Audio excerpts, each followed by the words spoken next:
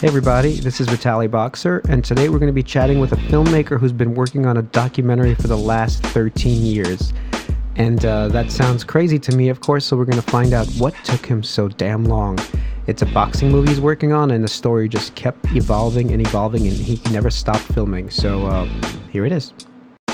All right, so welcome to Photography of Director. We have Eric Latek with us, who's basically who does everything as well, but he directs, he shoots, and the reason I got him on this podcast is because I saw his trailer for a film called Tiger, which is a documentary following a boxer who gets injured, and he's been following this guy for 13 years. So, Eric, hello, and tell us Hi. more about yourself. So I'm a filmmaker. I live in Rhode Island, but the majority of the time I'm traveling for, doing a lot of work with agencies and companies. So I do spend the majority of each month traveling around and just doing several projects at once. Sometimes I feel like I'm probably spread too thin.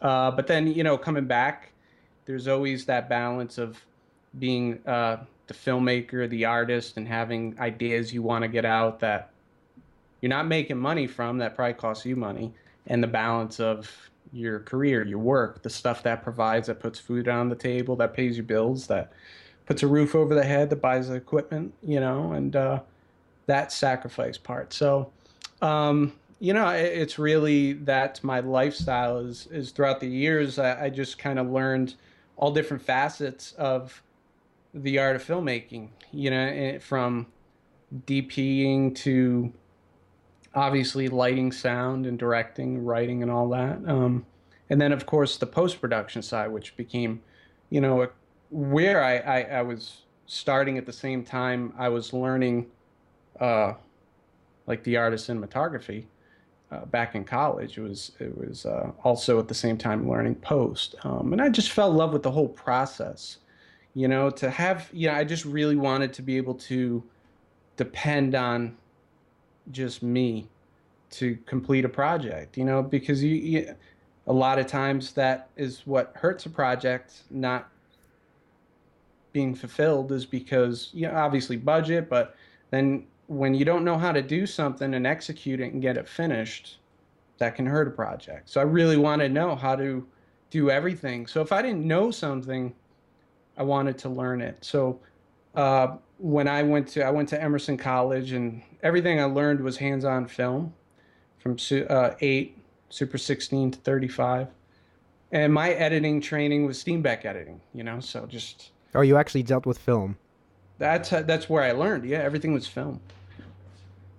So like at the time going to school, I would travel back and forth from living with my parents, but the basement was my Steenbeck bench and film everywhere and hanging from the ceiling, all marked.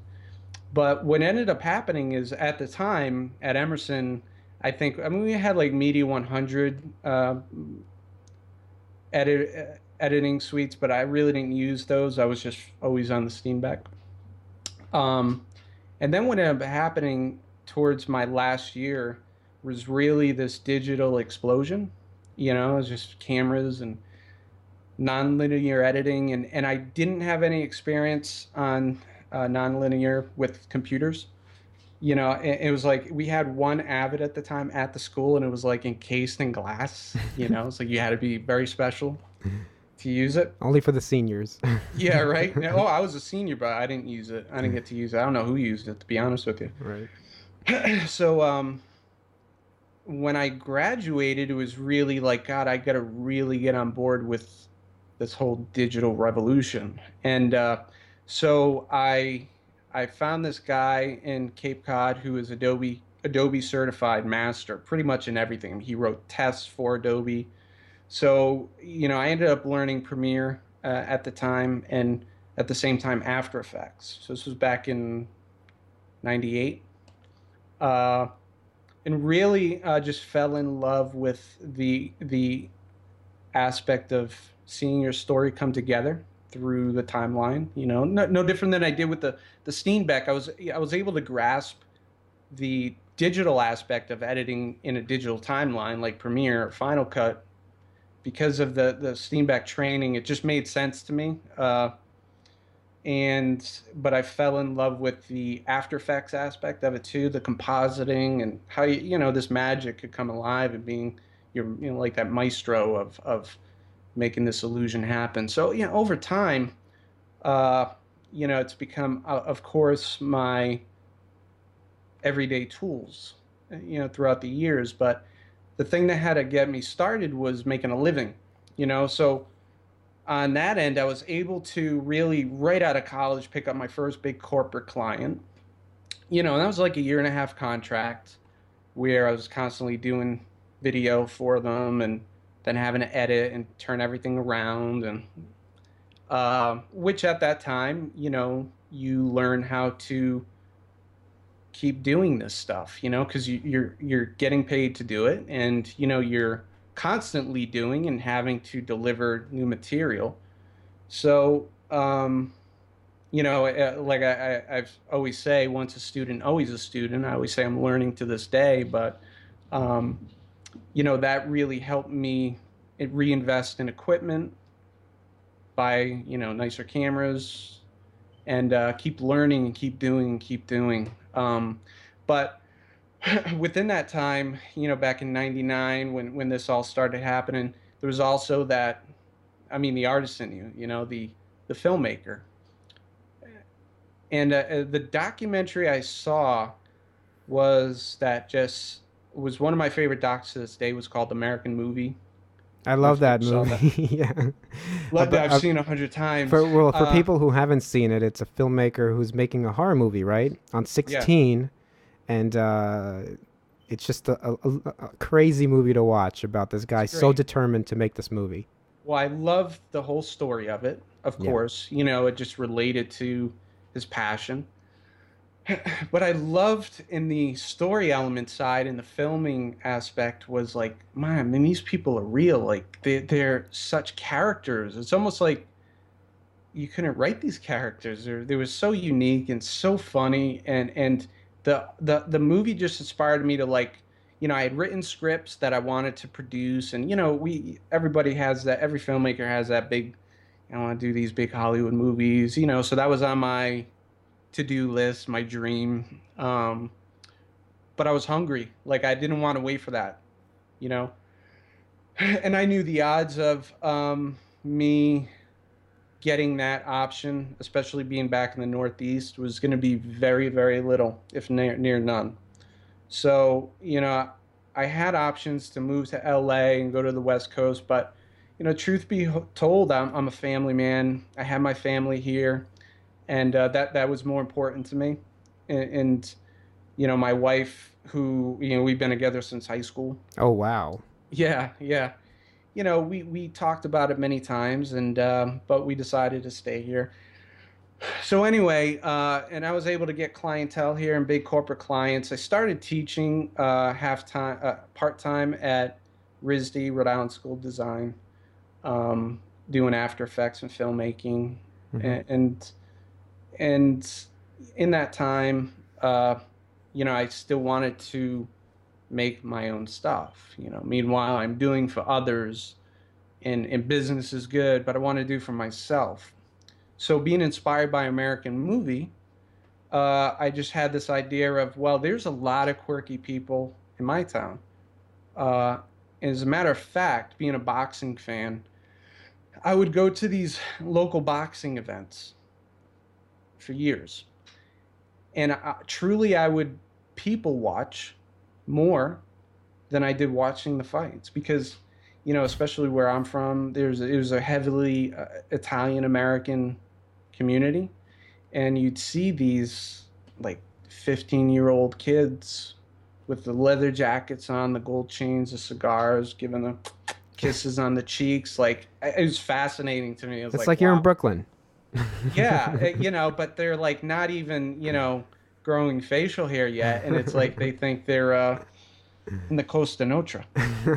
So um, I thought there was my cousin, or I should say my wife's cousin. He had a friend who was a really nice kid, uh, and I found out he was bookieing. It's like he's bookieing because he was so soft spoken and so nice, and didn't seem like it. So I liked that contrast. I was like, okay, what's going to happen with this kid as far as when the reality of what he's trying to do prevails, you know? And I found him to be very quirky, like an American movie, just kind of fit into that realm. I said, for whatever reason, I'll just let me, film him. Maybe I'll make this like an HBO undercover type of style where it's like the identity crisis of the Italian American community. Initially, what I was thinking, like, how could I angle this? I said, let me just start filming them, You didn't ask? oh no, I asked, of course. No, Okay. I had him at my house one day and said, could I was thinking about doing this documentary. I'm not sure where it's going to go, but I'm interested in what you're doing. I just like to go on some runs with you and the whole booking thing and see what happens. I had no Oh, plan. explain that. What is? Yeah, I have no idea what a booking Okay, is. so booking is a street booking is essentially making bets. Uh, Bets, whether usually sports, Oh, okay. So so he's a bookie. a bookie. He's a Yeah, bookie. he was the bookie. Oh, I got it. Okay, Yeah. He was the I bookie. got it. I've seen Casino. Right. Not as glamorous though, so like in the streets. So I didn't have a plan, to be honest with you. I just kind of had the gut of he was interesting, funny, kind of quirky. Let me see what happens. So I started filming him. He was filming, doing some runs, and interesting type of cat. And so anyway, a couple months go by, and I wanted to film at one of these boxing events that I explained to you, where you find these really quirky, interesting type of people. So I talked to the promoter to see if I could just film, and he was like, "Yeah, absolutely." Right, he gave me full access. So anyway, I was filming just random people. Again, I didn't have any objective. I would just like want a camera in my hand. I wanted to like just film, and let things fall as they may. So that night that I'm filming this boxing event, I'm just kind of trying to eye different quirky people and get shots. So I go in back of uh, one of the locker rooms, and this guy or kid, young guy is hitting the pads, warming up, ready to go out into the ring, and it was Gary Boletto. Um, and I knew who he was, being somebody who watches boxing. And at that time, he wasn't. He was more a name locally. Um, so I knew who he was. I've seen his fights before, and he hit like thunder. He was very tough, exciting to watch, kind of that warrior type of appeal. And he was hitting the pads, and they were like explosive. Just like wow, the power. So, I just had my camera and I started filming him hitting the pads and bang, bang, bang, popping everything. And then he went in the ring. I filmed his fight. Just again, no plan, just want to film a fight. And he was a good fighter, So Mhm. anyway, the next week I'm going to film the promoter. And at this point, I was doing these interview styles, which So now just to make it clear, the documentary we're going to discuss is about Gary, is about Gary. right? Correct. So Yeah. just to tell the audience that Gary, Yes. So this is yeah, Gary Tiger Boletto. got it. Continue. So anyway, he the next week I'm going to film his promoter, just a basic interview. And at that time I was taking a very traditional approach, which I'm not taking anymore. Is like Tiger, the end result will have no interview. Hopefully you won't feel anything like a documentary, but it is 100% pure documentary. It's a very very passive type of documentary, where I'm more of a fly in the wall. But anyway, so I meet with his promoter the next week, and I had cut together just Gary's fight, just because I love boxing. I filmed his fight. I just threw together an edit. That at that time too, it was like I just got my first. I think I spent like 7 grand on my first Dell machine. I had like 250 megabytes of RAM and 10 gigabit SCSI drive, and I was editing off that, which was like, I remember when I was putting it together on Dell, and they're like, what do you need that much RAM for? It was like 250 megabytes of RAM. So anyway, um, so he had saw the cut I put together. He put it up on his TV, and he's looking at it, and he's grabbing his phone, and he gets on the phone. He's like, Gary, can you come down here right now? And he's like, okay, get down here as fast as you can. He hangs up. Now, I'd never met Gary at the time. But in the back of my head, I hate to say this, you have these preconceived notions, especially where the area I come from, that I was going to be like this wannabe tough guy, paisan, like, and just have an attitude. That it was in the back of my head. Um, I hate to say that, but it was. I was prejudging, and I shouldn't have did that. He comes along, and Jimmy plays. He comes like 20 minutes later, and he plays the fight. So before you're sitting in his office and then for 20 I'm minutes sitting in waiting Jimmy's for office, Gary. who's a promoter, yeah, Just and he plays he's the like fight. kid. He's like kid. Don't go anywhere. Pretty much, he's like, watch this, and Gary's watching the fight, and I'm kind of watching, and I'm not filming it like a traditional fight. I'm filming it like I would a movie, Right, right. You're getting just some with the artistic shots out of all this. yeah. Right, I just cut it together like a movie. Now at that time, I was shooting with a DVX 100, right, right. and I had one. that had just come out, and that was the first video coming from film. My big issue was I'm a 24 frames guy. Right, I've always been. So 30 was like, ugh, I can't. right. I can't use that, And when DVX came out, it was revolutionary at its time for a video camera shooting 24. So obviously, I mean, literally months before it came out, I was on the phone with Panasonic, and was able to beta test one out in New York a couple Oh months wow, before it was that's released. cool. Yeah. So I bought a few of them, and so I had this film look to it, and just kind of this filmmaker ecstasy I was trying to cut with the fight.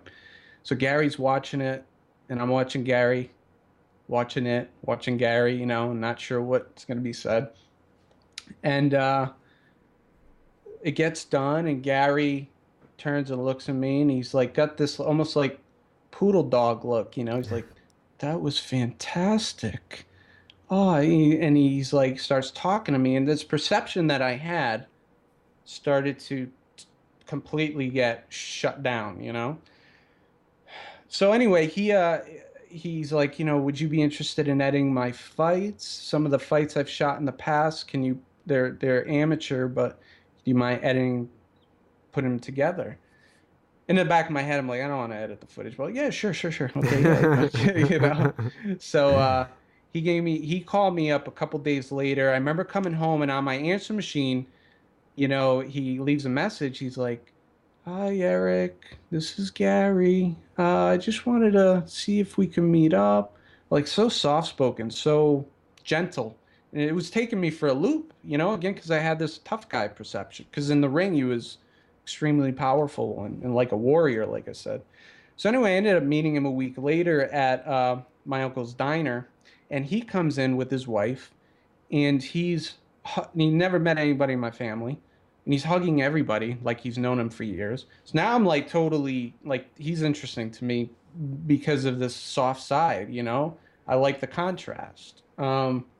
So we start talking, and I just said to him, he's talking and talking. I forget exactly what he's saying, but it was his persona that was catching me. And I finally was like, hey, man, would you be interested in doing a documentary? So I'm filming this one again, which I thought was like this Italian American identity crisis originally.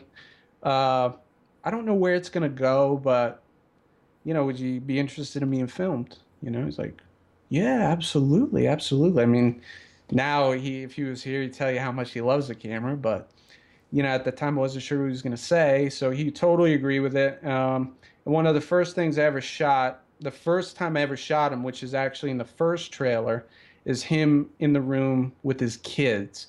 So he had two at the time. He's got three now, but Gary Jr. and Haley.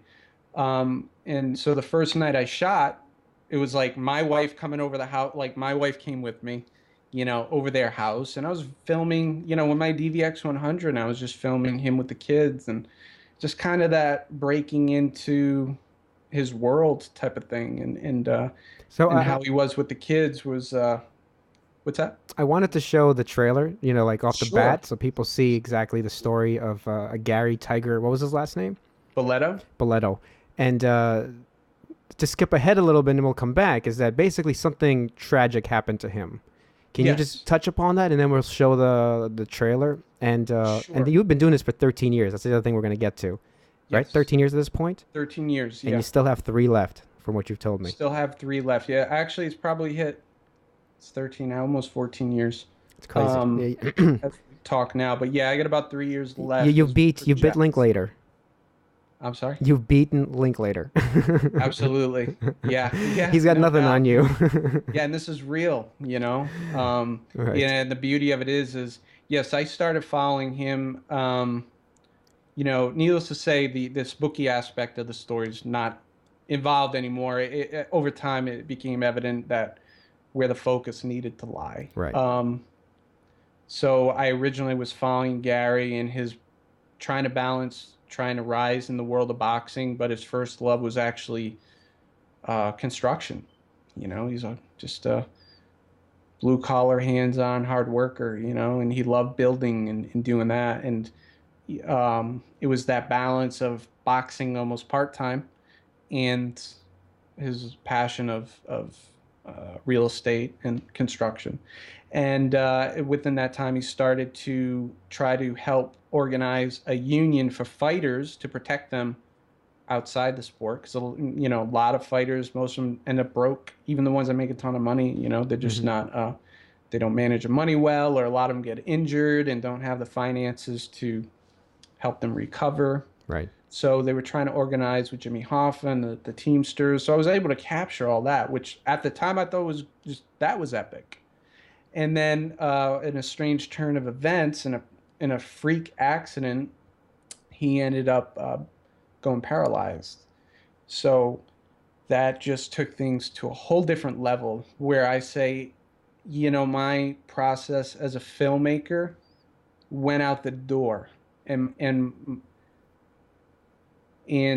it was more that of being a conduit. Okay, why don't I show the actual trailer? Sure. And that'll give people a good sense of what the movie is. And then I have lots of questions, of course. Of course, sure. So hold on.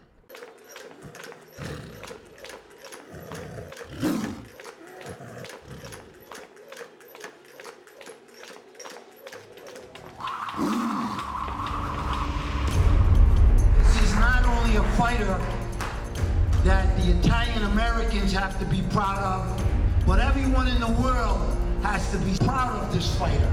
The hardest thing to do is to take him away from his business and make him train. This guy don't want to stop working. Not only is his wife supportive of him, he's a great father. If there's one thing you can't teach a fighter, that's to have heart. Bobby Tomasello had too much heart. 10 minutes after the fight had ended, he fell into a coma and had never awoken. We're trying to establish a boxers union, a fighters union. It's in the best interest for all of us. This sport can't change unless the fighters take the lead. What do we have now? Nothing. He is the champion of American labor, Mr. Jimmy Hoffa! We're going to build a boxing empire to make sure all the boxers throughout America are protected.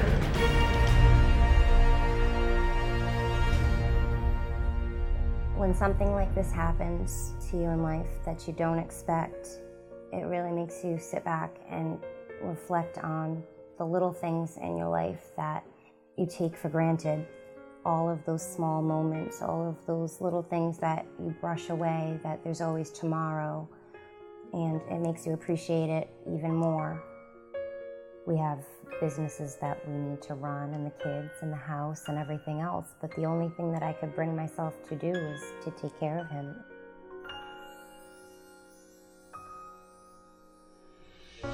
Nothing's ever going to hold us down. As long as we're together, we eat and get through everything. We'll get up every single time. So I have to believe with all my heart and soul that this is no different. It's going to be a long road. It's going to be a hard road, but I know we're getting up again. I need you. Fight for me, okay?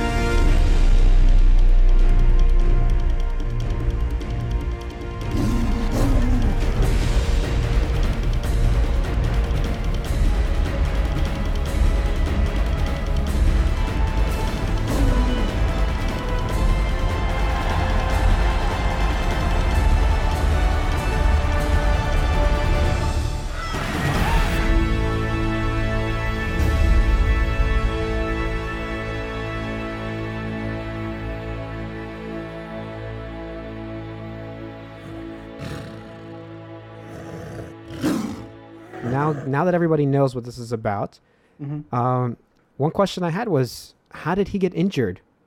So one Sunday morning, he was June 30th. I was at a Red Sox game when it happened, so I remember.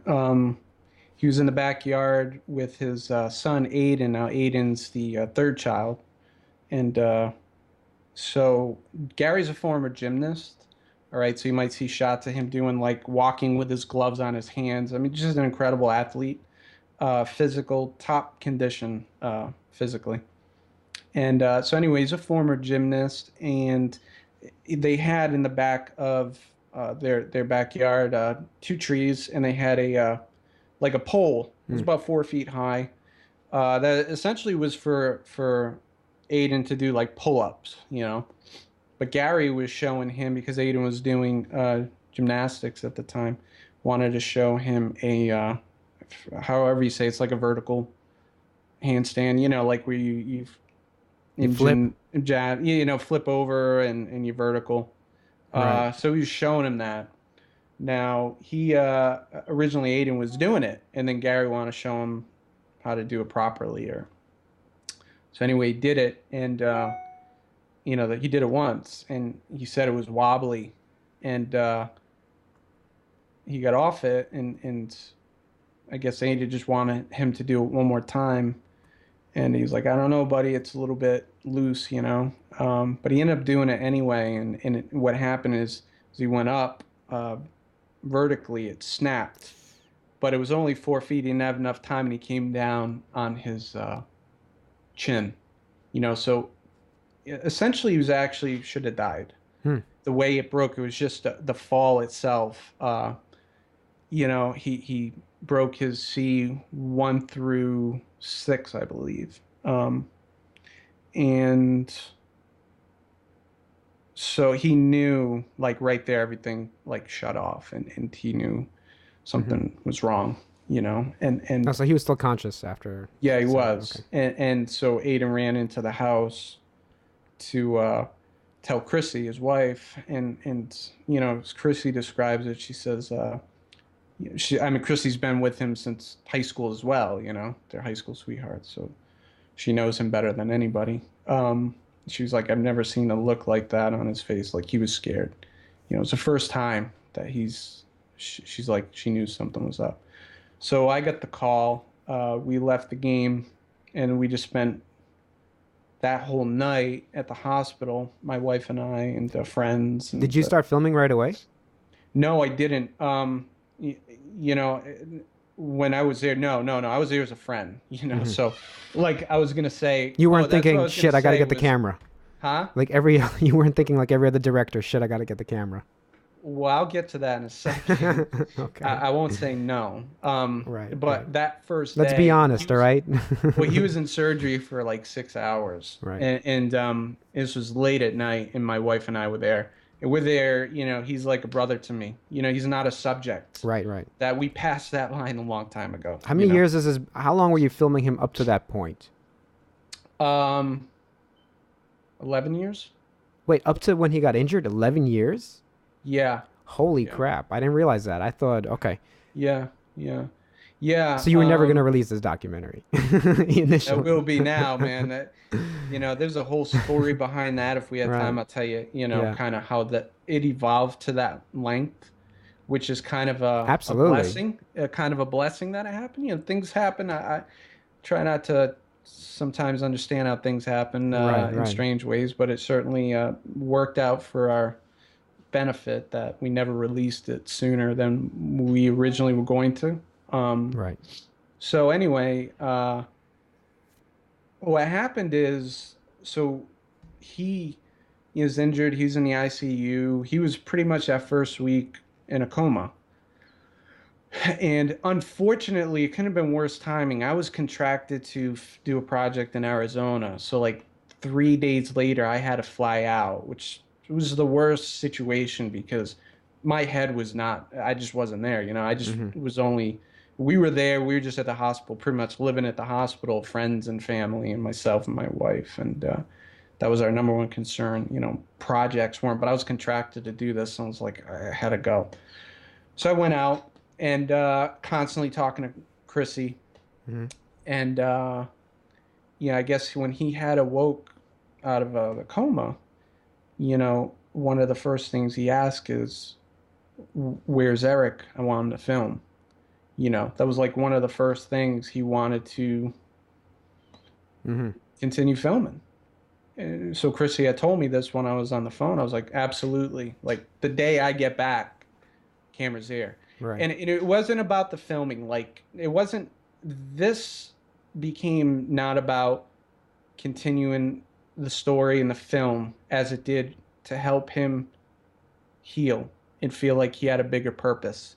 Right. Because, mentally you got to figure out, this was a man who's always in control, who is, like I said, an incredible athlete, who's go, go, go, and has shut that off, just literally shut it off at that time, mentally is just, I'm sure it's unbearable, so for me, it was more about, you have a purpose.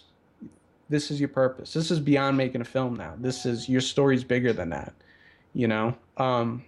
so it was really about going in there and continuing the story, but more so giving him that sense of a purpose. Now, when I would originally go in the ICU, the first day I went in there is he was like comatose.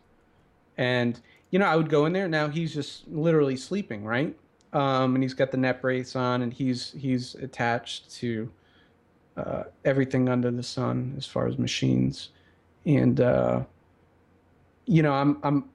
as I've always done almost from the start, I'd say probably after the first 6 months I started filming it, this whole formula of interviews and your kind of traditional sense of documentary just went out the window. And I just started telling it in a very passive way, like let just the story tell itself, because what I was capturing didn't need my voice in a sense. It didn't need interviews to push things along. It didn't need voiceover to push things along. It was kind of just, to me, I was like, gosh, this just be a great movie, And that's the one thing that's always kind of frustrated me with this genre thing, as far as documentary versus narrative, where it's like there's this kind of almost great divide where so many documentaries are told, in a very formulaic fashion, that are pushing the story, that are forcing the story, usually through interviews and voice bites. And you know what the difference is, why they do that? Because they make a documentary in like a week. Yeah, well, maybe you're right. I know. I shoot those. I had no pursuit in doing that. And maybe because I was also doing that often in my clientele work, that I didn't want to keep doing that. But that filmmaker inside of me was just trying to capture this story. No, if you have compelling characters, which you obviously do, they easily get the point across. You don't need to explain it with the narrator. Exactly. And I felt like I didn't need to explain. So I had been filming this style since the DVX. As I filmed with the DVX, and as time went on, high def came, and I got a HVX 200 and had those, and then the red. So it started with the red one back in I think 2007. Me and you followed a similar path of acquiring gear. It looks like. What's that? I had all of the cameras you're mentioning, and a Canon really? GL1 and 2. And then, like the Epic one, and then the Dragon. If you watch that trailer, like the first trailer is it's all the first part of it, which was early on with the Union and all that, and you can see his kids are much younger. Gary Jr. I think was like 6 or 7, and Haley was like 5, his daughter, and Aiden wasn't even in the picture. I was shooting with the DVX, and as time went on, when the injury aspect comes into that trailer, I was shooting I think Epic with that. And I was using the anamorphic lenses. I'm a big anamorphic buff, and I figured, why not? I love anamorphic. I love the look and feel of it, and I'm going to apply it in this film. As I started shooting anamorphic back in 2007 or 8, I just kind of it's more cumbersome. It's not as easy as like a traditional spherical lens, and so it's much more cumbersome and difficult to work with. But I love it, and wanted that look and just continued that and filming with that. So anyway, when I would go into the ICU, it was just really being the fly in the wall. And it was a difficult situation to have to be a part of, in a sense, to see, somebody who's like your brother pretty close to like death, I mean, literally.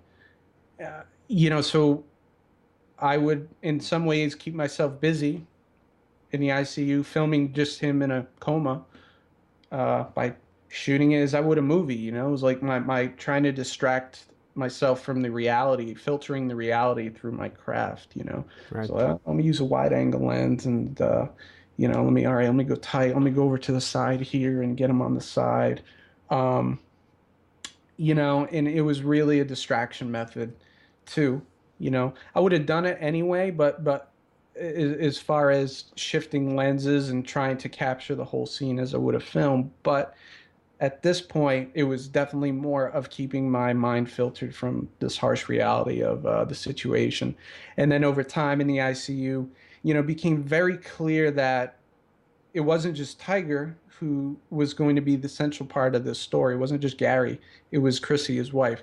They're on equal planes because this woman, I mean, when all's said and done, she's going to be an inspiration to so many because, I mean, she essentially took care of him in every shape or form. I mean, better than the nurses and the doctors, which, not taking anything away from them, they obviously did a fantastic job. But, this woman sacrificed so much. We're going to learn so much from her and her sacrifice and her love. And so it's a love story too. It's total love story. Well, that's what it turned out to be, and it's funny because I always let go of control, I didn't want to control what was happening in front of the camera, and over time, especially when this incident happened, it was so obvious. It was like, this is a love story, it's not a boxing movie, it's going to be, there's a lot of fights in it. And I play out all the fights as I would a Rocky movie, it's just, I shot these fights like a Rocky movie, or tried to as best as I could. And, but it's not a boxing movie, it's so bigger than that. And when you dwindle it all down, it is a love story. And really that's what I tried to, Rocky's a love story. Huh? Rocky's a love story, right? It is, right? You're right. I stand corrected. I'm just bringing up the past. No, it is. It is like our new Rocky in a sense, Well, really it's the real guy. It's the real guy, the the real real guy. situation. And when I released the second trailer this past year, I try to, the first trailer, I try to like just show everything that's been captured so far to give you an essence. It's like 3.5 minute extended trailer. And when I said, well, I'm going to do a second one, I want to simplify and show the essence of what this is. Right. And which was really the love story part. And it's funny because when I released that trailer, the first few days I got obliterated with emails, just such loving, inspiring emails. Like, it was like really fantastic. But the one problem was, I'd say almost half of the emails were saying, where did you get these actors? Your production value is so incredible. How much you shooting this for? It's like, whoa. It's almost like the aesthetic I was going for of not trying to feel like a documentary was certainly working, but it was kind of like, okay, well, hold on, but this is a documentary because when you see him being lifted up in the ICU and in severe pain, that's real. When she's taking care of him and wiping him down because he can't move, that's real. When he's fogging off like next to the ring and that's real. The only thing in that particular trailer that I had him do for the sake of me getting a shot was the last shot when he looks into the camera. So I had him by the ring. It's like, it's a great shot. And as far as in my head, I was thinking the light was falling in naturally from the gym and he was just kind of spaced off. And I had the camera on the dolly at that time. I just have like a Kessler dolly that I just able to roll around. Like, if I know I'm going to be in an environment where I can roll around, I bring it, and his gym is one of them. And he'll work out at his gym doing kind of his own type of training for his injury. So I was there just getting workout type of stuff. And so I could kind of roll around and get these kind of more cinematic shots and try to avoid handheld. So anyway, when I knew I got this shot by the ring, it's like just in my head, I was just like, I just want to get a shot of him, his eyes, rather than try to get the image that I wanted. I just said, dude, can you like just look at the camera for a minute? So I just rolled up in front of him, popped the 80 millimeter anamorphic lens on, and he just kind of looked up, and I just got my shot, and that was it. But anyway, was that one of the few times you interfered in like sort of that the is the El one time I Natural? interfered. Even in the Chrissy's voice that carries the trailer, which is her talking to him, was partly accidental. You get this beautiful light that comes in. Like, the one thing I love about scopes is obviously you get the flares and everything, and that's easy. But naturally, what it can make an image look with, as far as its imperfections, I think so many DPs these days are hung up on perfection. Perfection bores me. Personally, I always say imperfections are perfect for me. And that's what I love about anamorphic. It kind of softens the image a little bit. Sometimes the image can be too sharp. Right. And again, I just come from the film mentality, so I'm always trying to achieve that a little bit artificially as far as soften the image, adding grain and stuff. So anyway, in his gym, at around 5 o'clock, you get this beautiful light that pops in, and I was the only thing I ever do is just mic them up. That way, whatever they do, I'm situated, because I don't have anybody rolling around with a boom mic, ever. We are going to go into that. When you are literally the only one there. I'm literally the only one there. There's nobody. There's no sound man. There's no camera op. There's no producer. There is just you, the camera, the gear, whatever you have with yourself, and you're with these people all day long. That's it. And like I said, I could for show 13 you years. For 13 years. 13 years. Yeah. There was a period for about a year or so that every now and then, while I was teaching at Johnson & Wales, I had a couple of students at the time who became friends that, would help out as far as they wanted to learn. So it's just like, yeah, come on, while I'm shooting, give them a camera, go do your thing. And a lot of times you just can't use their footage because they're learning, but it sucked. Let's be honest. Yeah, but other than that, or they take pictures and that, and right. So, but no, it's always been me. All the stuff you're gonna see is just me. So anyway, and but it makes it easier in one sense, because if you're filming real people for that long of a period, I can't imagine if there was 20 people around them all the time. Oh, absolutely. And it feels, or 3 people or whatever. If it's just you, they trust you. You're the only one there.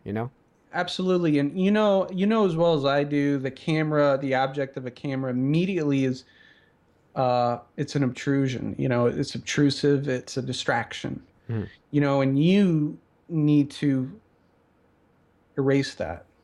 In my opinion, when I've seen these documentary productions that have, the PAs, the sound guys, the booms, you're totally, you're breaking that, as far as it's so obtrusive, and it's how can you get the real stuff? Like, I just, people are always going to be aware they're being filmed, because, it's not normal to have 2 or 3 camera people and a boom and some PAs running around with you, on a small shoot. It's just not normal in life, So I try to be as, a fly in the wall as best as I can. So, yeah, it's like I'll throw mics. I go into the situation. I add some wireless mics, whoever is in the environment. I can set up to like wire 8 people, which is always enough, and get a couple sound things to get the environment, and I'm good. I'm always dealing with natural lighting. So you didn't set up any lights for this whole documentary. It's all natural light. No. Yeah, I have no time to set up lights. Right, of course not. It's yeah. It'd be great, but no, it's all natural. And that's, that's the other thing, the beauty with anamorphic is like if you see the shot in trailer 2 while he's sitting by the boxing ring, and I'm going wide. I think I had a 35 anamorphic on there, and then I'm like switching to a 50, and I'm always just constantly switching these primes. But the light that's falling through, it looks like I'm blasting You're not artificial even light on out a the window. zoom. You're not even on a zoom. You're on Oh, primes. I'm on primes, man. Yeah. You have. I know. You got to see, what I'm going to start to do is I told Gary, I said this whole new Periscope for Twitter. Yeah. I was planning to do it this week if I have time, but when I film him at the gym, uh, I'm just gonna I have a little mech that I can attach to my camera to the Red, and then that way people can just see what's going on live streaming, and probably see what I do. I'm not doing it for anything instructive or anything, just like, hey, check it out. This is Right. how I do it. It's certainly not conventional, and I don't just roll. Like I'm as things are happening, especially with this story, as things are progressing, as I'm filming something, I'm kind of dissecting in my head what is happening, how is this a scene, is this telling me anything? I'm playing editor in my head as I'm capturing something, on the fly. Well, yeah, because you're rolling red epic dragon footage at 6K, Right. 24p, sometimes slow mo. So, I mean, and you have no DIT, of course. You're Right. Yeah. So, how many cards are you carrying with you, just to get a little technical? I'm only carrying 2. 2 cards, 256, Yeah, so 512. I have a little mobile laptop I set up at the side with the, my station, and when I'm done, when I'm a little hard drive set up, when I'm done, almost using up a card, I break off, run, start dumping it, switch, run back. You ever seen As Good as It Gets? You make me want to be a better DP. Like I said, man, I just work my butt off with it. It's just the way I work, Right. I can't say if it's right or wrong. It's just I'm like, where's my latte? No, but that's brilliant. You can do that, obviously, because if you have the time to be at a place, no one's rushing you. You can't do that. It's not like it's impossible. Right. Well, Right. that's kind of the luxury after a while with a relationship like this. Right. It's, And you're not paying any crew, so you don't have to worry about overtime and all that it's stuff. my time and their time, Right. and this is why it's our movie. It's not my movie. It's their movie too. Without them, I'm nothing. With this, there's no tiger. Without me, you know what I mean? So it's right. It's just our movie. If there's no tiger, there's no movie. If there's no there's no movie. Right. It's So yeah, and so with the injury aspect, it's like I said, it's brought a whole new light onto this story, onto his story, right. onto the film, and but again, it's really bears down to, you will see this huge sacrifice that Chrissy has given. I've told her many times, like, you're an angel, and if by the time I'm done my mission, if this is all I do, if this is it as far as like my legacy for a film, when all's said and done, I'm content with that, So how did it get this far? How did it get to where 11 years in, you were still not finished? And then the event happened where you got injured, but sure, give me a bit of that story, because that sounds. I make a lot of mistakes as far as long story short, originally when I was filming this story, it was called Sweet Dreams, and that story involved Gary's story as a fighter trying to unionize the sport of boxing, and this Derek, this bookie, right? And in Rhode Island, everybody knows everybody, so eventually their stories kind of came together. Like, they got to know each other, and Gary kind of coerced them away from this whole lifestyle. Oh, he ruined your movie. Huh? Gary ruined your movie. Well, he made it. He made him good. And I'm happy to say, like, Derek has a thriving restaurant business now, and he's not doing that anymore. But originally I got done with a cut of Sweet Dreams back in 2006. I had shot for about 5 years, and like I said, it really was involved in their 2 stories. And we did the festival circuit. Oh, you did cut a movie then out of it. I did cut a movie, yeah, originally, yeah. An actual whole feature. Whole feature, yeah. Okay, so that's out there? No, it's not. That's what I'm getting to.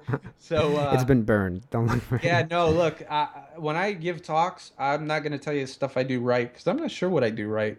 I know what I do wrong, and Okay, will so tell you so what happened? what happened is, is that process of going through divisions like Cinetic Media and trying to, you know, get it to a cut that was, let's say, 2 hours and 10 minutes to what they wanted is like a 90-minute doc, Right. Um, I'm not so, surprised by that at all. I'm not surprised by that request at all. And a lot of things that happened, it was really me being wet behind the ears as far as how to handle the back end of finalizing this film. On the technical end and production, post-production, that's what I do. But I had no experience in this part. This was all new to me. So what also was new to me is people coming in when all's said and done and not having a contract like as a good businessman would, and protecting what they worked on for years, and just a handshake's good. That led into just some nasty territory with, putting the movie putting what I cut into a situation where I was legally just trying to not be bound to anybody anymore. I'll put it that way. Trying to get certain names off the contract, which was again my fault. Well, no, this is interesting too for filmmakers always. So basically, you got yourself into a bad contract position. Bad, yeah. So that did you have an attorney? Did you have an attorney or no? I did, yeah. And he didn't help you, obviously. Oh no. Yeah, see, no, he did do his job. I mean, it was, again, I would say I fall the blame on me because it was just like, so-and-so or so-and-so's not like that, no need. I felt like almost like a contract was like, ooh, that's not good, I'm not that, I don't come from that. I'm wink, wink. I'm Eric, everything's good, everything's happy, and nobody's bad, or nobody's out for money, so. Right. So yeah, no, just led the project into a dark place where, I couldn't. It took years to get control back of what was known as Sweet Dreams. Right. In that time, it was just like. And you were still filming all that time. Well, there was probably about some time where I wasn't filming because we thought it was done. Right. But it wasn't until this kept continuing on, and. So this is 6 years in. You had a problem with a contract. Yeah. You're like, fuck this. I'm not gonna release Sweet Dreams. Let me spend another 6 years doing this. It wasn't for a few years time till I talked with Gary, said, look, man, maybe we just keep going with this. Gary was starting to talk about, like, Gary Jr. was starting to. He was older now. I started with him as 7. His kids were getting older, and I just had this idea of, let's keep going with it. It'll re-inspire me to finish this because it needs to be out there, because Sweet Dreams was a beautiful story. But it's going to be different. This is going to be, Tiger, and it's going to be just you. And, obviously the injury part wasn't even in play. Right. It was just, let's continue this. And I'm shooting on new equipment now. I had the Red One and all that. So. I don't know. That's a side thing. I don't know how you're carrying the Red One to do. Sucks. I like a challenge. Apparently with primes and a Red One. It wasn't a reasonable piece of equipment to lug around, but I did it. You're like, hold on, wait 2 minutes. Don't hit that guy yet. It's booting. Well, that's why, like, my people always comment on my arms and stuff. And you got guns. Because, having to lug that around. Yeah. So anyway, it was just this idea. Let's keep going. So I was filming. I started focusing on Gary Jr. I think he was like 16, 17, starting to get into amateur boxing, and Gary training him. So again, just starting to continue and not sure where it was going to end off at this point. You know, I had footage, obviously a story from prior years that I could use. You know, Derek's part of the story was not going to be involved anymore. So this is going to be a completely different film, you know. Um, Time went on and then it was almost 2 years ago where then the knee injury happened. And then it just shifted to a different place, you know. So where we stand now and the reason why I have to wait for so long, or for the next few years that I dedicated, that I'm assuming is going to take, is really we're starting to get access into the world of stem cell. You know, when you're starting, you're thinking you're doing a film on one boxer trying to protect others to form a union. You know, oh, it's great, it's great. Jimmy Hoffa, all that. It's big. It's important for fighting and da da da. And then, you know, time goes on and life and his story just evolved into a totally different mammoth direction. And with this area of stem cell and stuff that I've captured already, and stuff I will continue to capture, it's going to put this film in just such a different place that I ever could imagine. And it requires. Well, it seems it got bigger and bigger progressively. It just kept getting bigger. Huge. Yeah, you know, and that was very exciting, especially now. That's our motive, you know, every time we talk on the phone or if we're filming, it's just like there's a mission here, man. You know, this is bigger than the film we were making. You know, we have a purpose, you have a purpose, your story has a purpose. And this is where, you know, what we're doing is crucial. And we got to stick with it and just be patient. Patience is going to be the big virtue. I know that will be the door opener, if nothing else, if I don't get there before then. It's just because what we have with that film is it's magic. You know, I can guarantee that. I wouldn't just say that. I'm not an egomaniac in any respect. And I didn't even do the job with Tiger. It's just like I've been fortunate to been able to be a part and capture such an amazing, powerful story. But if that is, as long as I got to wait when that's done, that movie's going to be the door opener, if nothing else, you know, because it's amazing content throughout the years that we've captured, you know, with that project. So, you know, still a lot of work to be done. I mean, well, I'll see you in 3 years. I hope to see you before that, man. Of course. Anytime you want to call, we can chat about it, but we have to see the end result of that, you know, that documentary, obviously.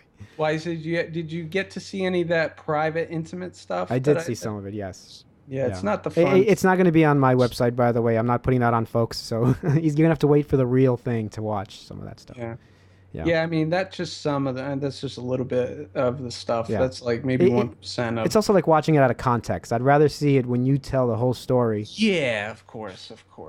Yeah, absolutely. All right, well, it was a pleasure talking to you. Oh, it's been a blast, man. Thank you so much. I'm very appreciative you had me on here. Oh, no, absolutely. And I do want to hear more as, you know, you have any more shorts and when your feature actually gets off the ground, which is this year or next? When are you planning to do that? Well, I'm planning to do it to get it off the ground this year. Like actually start filming it? Mm-hmm. Yeah. Whether it happens, I mean, again, I'm putting my own money into it. That's the end all be all. If for whatever reason I get a gift in my lap, but my plan is it's all. Well, what's your PayPal address? Ask the people. It's time to start begging. I know.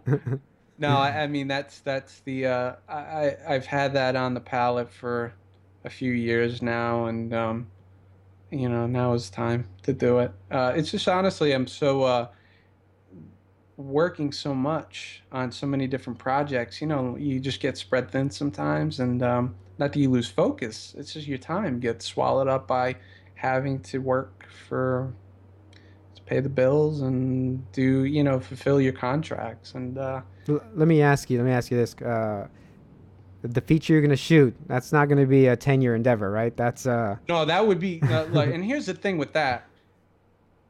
So many people, well, at least around here, you know, it's funny. While we were sitting here, I seen a thing pop up on an email about a shoot. I need 6 people, 6 days, unpaid.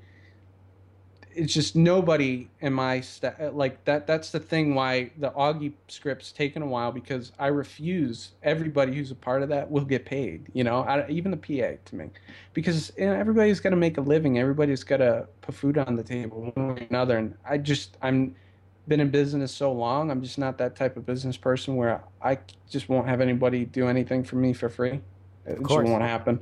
So I need to make sure that the money's there to at least get a minimal crew to get the job done and pay them, in a way that they're comfortable for 4 to 5 weeks straight. But are you going to treat this more also closer to a documentary? I mean, a narrative documentary where it's going to be. Are you doing everything, or you're actually getting a crew together? No, I plan to have a couple DPs on there, but again, a couple. You can have one. No, absolutely, man. How many DPs you need of us meeting? Honestly, it's and you're in New York. You're not far away. I'm not. No, far I away. would want to. This podcast is just for me to get jobs. Well, you shot a lot of movies, so I shot a lot of movies. Short of making films, man. You just need one. Remember, just one good one. Yeah, but still, that's I shot a narrative for a group out in LA. It was a horror film. It was called Alice D. Yeah. Still going through the festival circuits, but with the Augie film, I'd want to have like a coverage of 2, if not 3 cameras. But an intimate crew, it doesn't need it. It doesn't require an intimate crew with 3 camera operators. No, I mean I'm sorry, intimate. And 2 DPs. Crew, I think it was like Kubrick, who only had no more than like 8 people on his set, and I'm like that. Right, and in the background's hundreds. Yeah. Exactly. Yeah, I don't think Kubrick worked with less than 1,000 people. All right, behind him. You ever see The Shining behind the scenes? Yeah, it's ridiculous. Man, the boy is a master. So I'm not gonna argue that right there. What's that? I'm not gonna argue that he's a master. Of course he is. Yeah. Yeah, but no, minimal. I going again with But okay, so you're gonna make it a little bit bigger than a documentary. You're gonna still keep it small, where it's still as small as you can make it. You're trying to make it basically. Yeah, because I have to put my own cash into it. So yeah. But yeah, definitely take a step back in the sense of I just can't control everything. Of course. And you want to focus on directing. Absolutely, yeah. I love it. As my last question, that's your future. You want to just direct movies. Totally, yeah. The end all be all. I mean, look, the perfect situation is directing films. And by the way, I would probably always have my hand on the camera because it's where I come from. I just can't imagine myself not being involved in that process. But yeah, directing films and also just telling the stories that drive me. I had options in LA a few years ago to direct a couple of pictures for the studios, but they weren't my scripts. They weren't good. It was just going to be a job, and I turned that down. And I'm sure a lot of filmmakers. I've been told it was a wrong move, but I kind of sounds kind of silly. Yeah, but I don't know. It just didn't feel right. Feel right. I'm not at this point. I'm trying to fulfill, I guess, what I need to fulfill as far as stories I'm passionate about. Like it's gotta be here, and if it's not here, it's gonna be crap. Well, the thing is that nobody tells a director unless they do it is you're gonna spend a minimum 3 years on this movie, so you better love it. Yeah. And for you, absolutely. 13 years, but I'm saying any movie is like minimum of 3 years. Forget about it. Absolutely. My father's philosophy has always been, and it sticks to me this day, and I teach my son the same thing, is you got to wake up every day and love what you do, because then you're not working. But there have been those projects, right, that you have to wake up and do, and regardless if it's film or whatever, but it feels like work, and I feel like, when that happens, you got to kind of refigure out your game plan as far as doing something you love to do. And the stuff I love to do is I know where my passion lies. It's like the stories that are in here that just I'm connected to. And if I'm not connected to it, it's just like, what's the point? there's no point for me. Maybe I'm wrong with that, but I feel like I need to really be connected to a story before I would spend my time directing and telling that and putting a name onto it, and rather than, hey, it's working with a studio, and again, maybe it's a bad decision in terms of that stepping stone, but I don't regret it. I actually don't think it's a bad decision because uh, you were doing your own films. You weren't sitting on your ass. So at the end of the day, No. those films, if they're good, will speak highly. I mean, you'll get plenty of work from those films just themselves. Yeah, So and I feel like, yeah, and maybe have a little more control and show that I can do the right, job, yeah, rather than, right. uh, You become a so, little bit more of a partner as opposed to a hired hand. So yeah, I kind of think, eventually you want Hollywood to come to you, not you go to Hollywood in a sense, you know what I mean? you're right. And that's what I kind of try to keep in the back of my head that, At this point, I'll take Bollywood.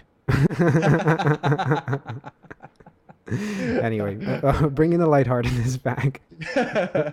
you know. Well, I mean, you might be pushing it. So yeah, no, that's my story, man, and I just try to be humble as far as what I'm doing, and take every project in stride, and try to stay focused on my game plan, while I'm doing work for agencies and clients, and I'm spending time over here, but I know my long run is Right. this is where I got to be, and maybe it takes years to come, maybe it happens sooner. But I think when it's supposed to happen, it's happened. I don't think and especially at the time when there was more opportunities, I wasn't ready, not in a craft way, and probably in a mental way where I was a little too soft. I think easily probably could have taken advantage of in many ways, and it just wasn't experienced in that arena. And I'm sure it just wouldn't have worked out for me in the long run. When I look back, I'm a different storyteller today, at least in my head, in what I am interested in my experience of life, what I've filmed, what I haven't filmed, or what I've just experienced. I'm a different person, a different storyteller than I was, let's say, 10 years ago. Um, or at 20 for that matter, when I was, in college doing, wannabe Pulp Fiction shorts for school projects. It's like, yeah, everybody was inspired by a Tarantino film, like, oh, it's got to have cocaine and guns in the shot. I mean, when you got to grow past certain things and become your own person, become your own voice, because that's how you're going to stand out. If your objective is to make $100 million at the box office, well, that's great. It's not my focus. It's you know right now in my present time, it's really focused in stories like Tiger, and even Anna uh, is really telling about, or Augie is these stories of the human spirit, as far as the human spirit enduring, and that's kind of what strikes me right now. It wasn't that same maybe 10 years ago, and Right. you know, you got to evolve in certain ways, and I wasn't ready for that, and I'm not sure I am now. I think I am, maybe you can never be, Yeah. Yeah. but Well, it's always a big undertaking. Any movie or any creative project, like I always say, why can't it just be easier? But yeah, absolutely, but see, I'm totally zen at this point, I'm just like, there won't be a project. There hasn't been a project, and I've dealt with what could be the most stressful types of projects, where I just don't let it get under my skin. At the end of the day, this is supposed to be fun. Supposed to be having fun doing this, and if you got ego and power trips and madness involved, what's the point? And I just don't want to work under that type of stress, and I've avoided it for a long time. And I think you apply that to a movie essence. You're making a movie, and that's how it feels back behind the scenes. You're gonna get a good group of people, and who enjoy working with you and enjoy doing this with you, and you keep moving on together. That would be my goal, and what I've learned over the years is kind of just work with the people you can trust, right? It's Absolutely. that's the most important thing to me now. It's like resumes are great, but like, if you're the biggest name with the biggest ego, I'm really not interested. It's Right. like, I just don't, life's too short for that, especially for so long. I've captured these real stories and been in so many difficult situations that make you really rethink life. When the camera's off and I'm back or I'm editing or I'm in my bed and I'm thinking about that day, man, it opens up a lot in your mind and makes you rethink a lot and appreciate certain things. If I've not gone through the process of like Tiger or something as small as Anna or even like the show I mentioned, 3 Degrees, I've learned so much from different people and their stories and captured so much that, I've learned from that. It's changed me as a person and it's changed me as a filmmaker and a storyteller. And I've evolved because of it, and maybe it's not giving me the red carpet treatment just yet, but I feel like I had to do this and it's made me who I am. And that's why I have no regrets for past decisions of any type of studio involvement, Now it's different. Now I feel like, let's go there. But, my road and my journey has been, like I said, being a conduit more than a filmmaker at times, so that's how I feel. Cool, man. Well, I appreciate you coming on and spending, this might be a two-parter for our folks. Awesome. Well, that's always good, No, I had a blast. I appreciate it. Cool. Well, thanks a lot. I know I talk too much, but yeah. Well, earlier you told me that you can't talk. You're the shy guy in the corner. I really am. I call bullshit. I call bullshit on that. If my wife was right here, she would tell you that. But right. I guess if you start talking film, that's different. Right. Well, two filmmakers talking film and gear. It's probably we can. Yeah, I guess probably that's where I can just keep going, man. Yeah, I know. Nonstop. And that's why I don't bore my wife anymore with this stuff. I'll give you one story before we go, just because it was poignant to what you said. You pulled over in Strawberry Fields, you said, or yeah, you pulled absolutely. over to get some shots, and you told your wife you're going to pull out the camera. Well, on my honeymoon, I pulled out my camera, and I didn't put it down. So she was furious. Okay, well, I'll be honest with you. Yeah. On my honeymoon, I did the same thing. Yeah. For 2 weeks. Yeah. And I had a little digital camera. Man, let me tell you, I shot a mini DV at the time. The same thing.